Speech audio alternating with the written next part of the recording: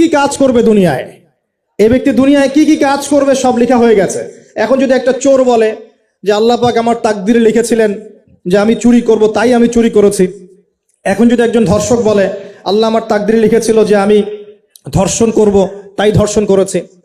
এখন যদি যারা এই জনগণের কিছু সম্পদ আত্মসাৎ করে খেয়ে ফেলছে তারা যদি বলে আল্লাহ তাকদিরে লিখছিলেন জন্যই দুর্নীতি করেছি, তাহলে কথাটা কি হবে?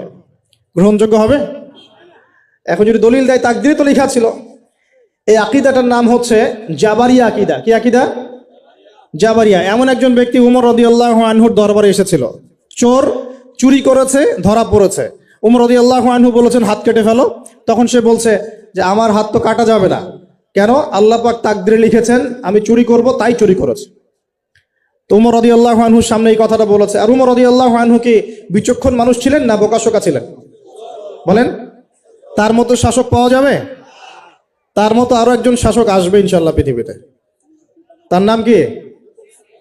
নবী ঈসা আলাইহিস সালাম, ইনশাআল্লাহ তাআলা। এবং তার আগে আরো একজন ইমাম আসবেন। তার নাম কি? তার নাম হচ্ছে মুহাম্মদ। কি নাম? তার নাম মুহাম্মদ, তার উপাধি হচ্ছে মাহদি। কখন আসবেন? যখন পৃথিবীতে যুদ্ধ বিগ্রহ ছড়িয়ে পড়বে, ব্যাপক আকারে মালহামা চলবে, তখন আসবেন। কাদের পক্ষে আসবেন? মুসলিমদের পক্ষে। কি উদ্দেশ্যে আসবেন? সারা বিশ্বে জুলুম তুলে ফেলার জন্য।